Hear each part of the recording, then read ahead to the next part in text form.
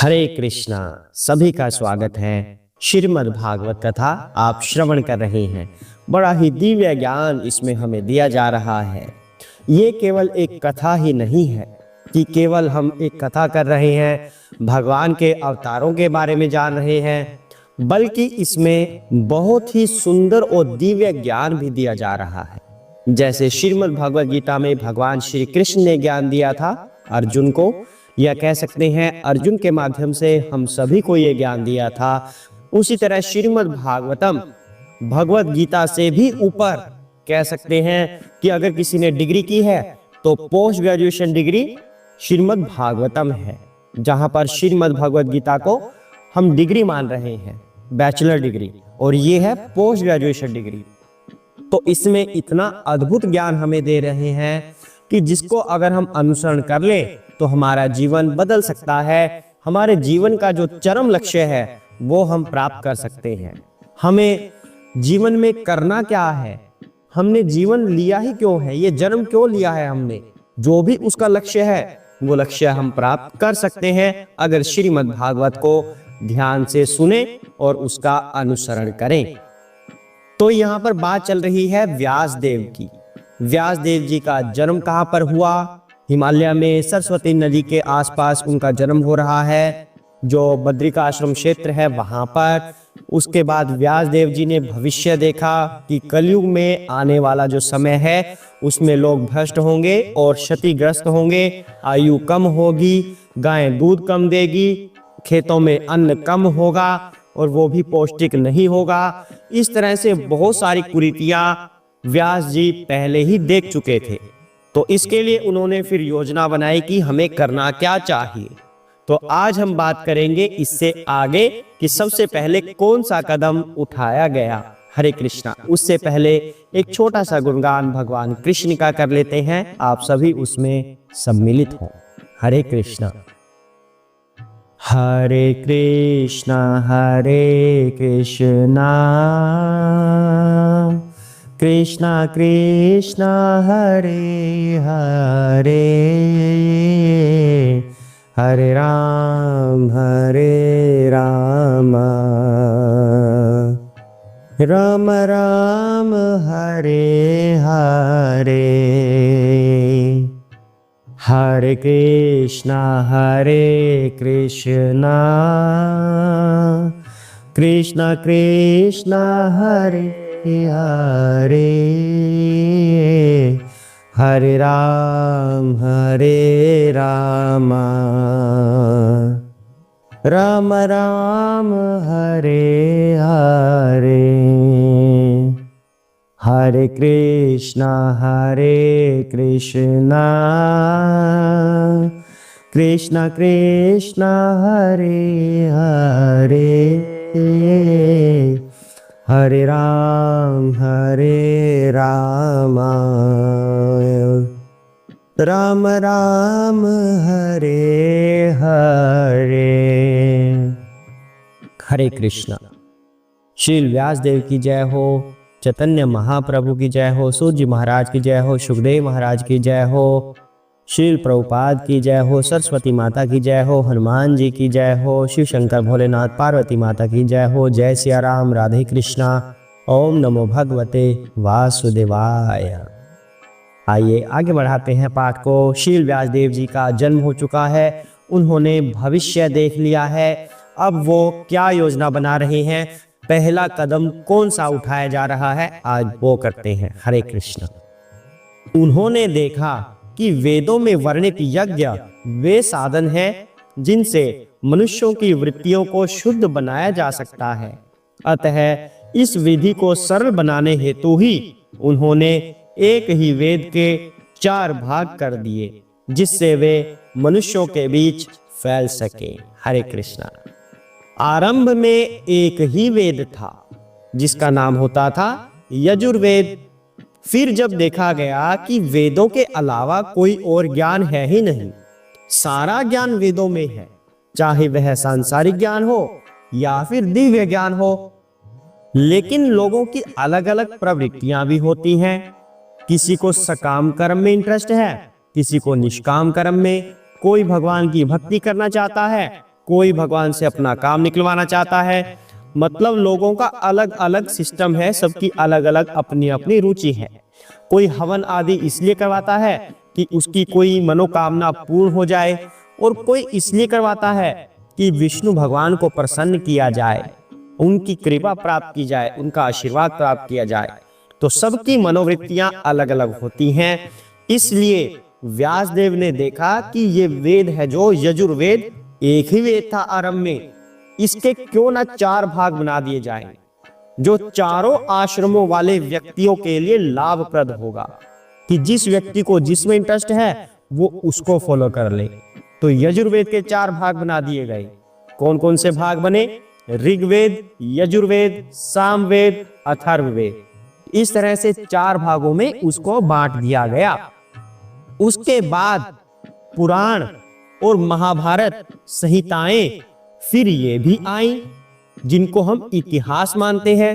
लेकिन छांदोग्य उपनिषद में इस बात का वर्णन आ चुका है कि जो ये महाभारत पुराण संहिताएं हैं, ये पंचम वेद है, ना कि ये केवल इतिहास है।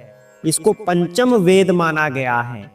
तो जो वेद बनाए गए हैं वो जन समुदाय के कल्याण के लिए ही बनाए गए हैं, कि जिस व्यक्ति को जिस तरह का इंटरेस्ट है वह वेदों का वह वाला भाग पढ़ सकता है और उसका अनुसरण कर सकता है।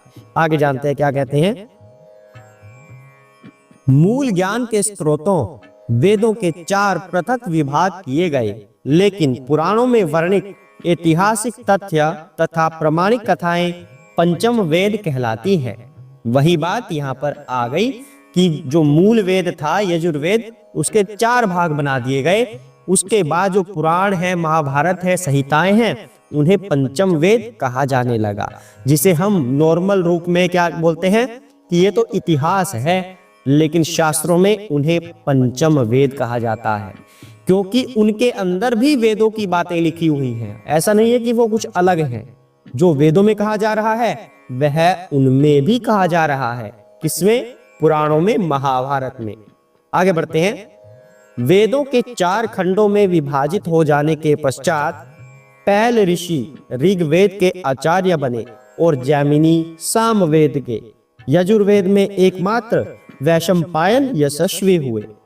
तो यहाँ पर बता रहे हैं जो 4 भाग बना दिए गए थे वेद के, उन चारों के अलग अलग ऋषि मुनि हुए जो उन वेदों को संभालेंगे, उनका आगे प्रचार करेंगे। तो 4 तरह के अलग अलग ऋषि भी हैं। जैसे ऋग्वेद के यहाँ पर बताए जा रहे हैं पैल ऋषि, ऋग्वेद के पैल ऋषि। सामवेद के कौन से बताए जा रहे हैं? सामवेद के कहते हैं जैमिनी ऋषि। ऋग्वेद के पैल ऋषि, सामवेद के जैमिनी ऋषि। उसके बाद यजुर्वेद के कौन से हैं? वैशंपायन। यजुर्वेद के ऋषि हैं जो वैशंपायन हैं। तो इनको अलग अलग वेद ऐसे मिल गए हैं। अथर्ववेद रह गया है। अथर्ववेद अगले श्लोक में देखते हैं कि वो किसे मिला। अत्यंत समर्पित भाव से सेवा करने वाले सुमंतु मुनि अंगिरा को अथर्ववेद सौंपा गया और मेरे पिता रोमहर्षण को पुराण तथा इतिहास सौंपे गए। हरे कृष्णा। तो चारों के 4 वेद किसी ना किसी ऋषि को सौंपे गए। पहला ऋग्वेद पैल ऋषि को, सामवेद जैमिनी ऋषि को, यजुर्वेद वैशंपायन ऋषि को, और अथर्ववेद किसे सौंपा गया? जो अभी बताया गया है अंगिरा ऋषि को। अंगिरा ऋषि नियमों का पालन करने में बिल्कुल कड़े थे। अथर्ववेद के नियम बहुत ही टाइट हैं, बहुत स्ट्रिक्ट नियम है, और अंगिरा जी उन सब का पालन कर रहे हैं। कहते हैं मेरे पिता रोमहर्षण को, यानी कि सूत जी के पिता रोमहर्षण को क्या प्राप्त हुआ? पुराण और महाभारत संहिताएं, ये सब उन्हें प्राप्त हुआ, जिन्हें पंचम वेद कहा जाता है। यानी कि 5 के 5 जो ये भाग हैं वो अलग अलग महान ऋषियों को प्रदान किए गए, ताकि वो अपनी गुरु शिष्य परंपरा के अनुसार उनको आगे बढ़ा सके। अब लोग कहते हैं कि कोई किसी की पूजा करता है, कोई किसी की पूजा करता है। कोई कहता है कृष्ण की पूजा हम क्यों करें, कोई कहता है शिव जी की पूजा हम क्यों करें, कोई कहता है माता की पूजा करें। तो सब अलग अलग देवी देवताओं की पूजा करते हैं, पर यह नहीं पता चलता कि हमें किसकी पूजा क्यों करनी है। तो यहां पर यह स्पष्ट बताया जा रहा है, जिसकी जैसी रुचि उस हिसाब से वेदों के अलग अलग भाग बना दिए गए। कोई व्यक्ति की सकाम कर्मों में रुचि है कि हमें तो सकाम कर्म करना है जी, हमें तो ये हवन कर देना है, इससे हमें कोई ना कोई लाभ मिले, तो वेदों के उस हिस्से का फिर वो पठन करता है। इसी तरह कोई कहता है कि मुझे तो थोड़ी सी भक्ति कर लें बस, और उसी में कुछ आशीर्वाद मिल जाए, मेरी नौकरी लग जाए, तो इस तरह की कुछ इच्छाएं होती हैं, वो शिव जी की करने लगते हैं। कोई कहता है कि मुझे तो सतोगुण में स्थित रहना है जी, मुझे तो कृष्ण की भक्ति करनी है, केवल अपना आध्यात्मिक सुधारने के लिए, आध्यात्मिक लोक में जाने के लिए, तो वो कृष्ण की करता है। तो इस तरह अलग अलग लोगों की रुचि होती है, उसके अनुसार वे अलग अलग देवी देवताओं की पूजा करते हैं।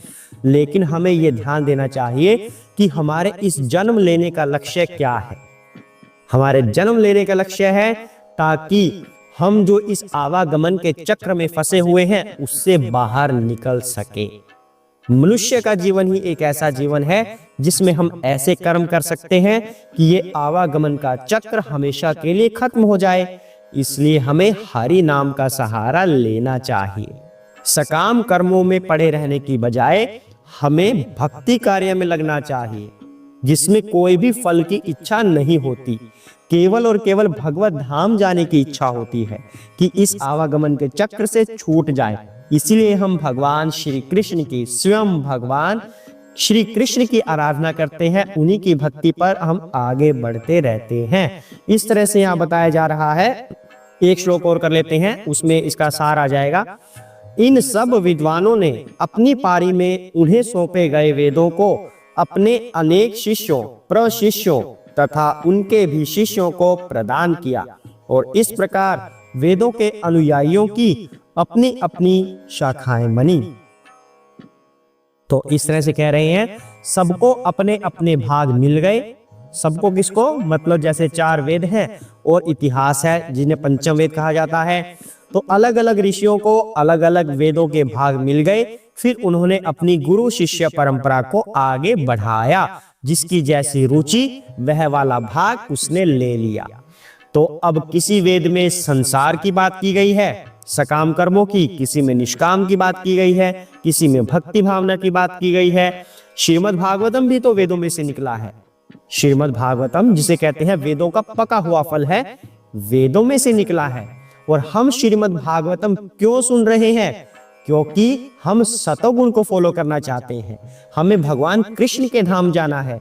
इसलिए हम वेदों का ये वाला हिस्सा श्रीमद् भागवतम के रूप में पढ़ और सुन रहे हैं।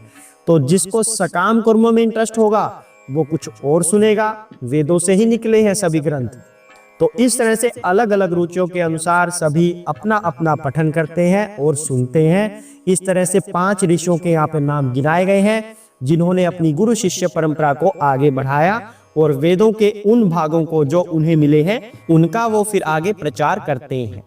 तो इस तरह से आज का पाठ हमें ये बता रहा है कि वेद कहाँ से शुरू हुए।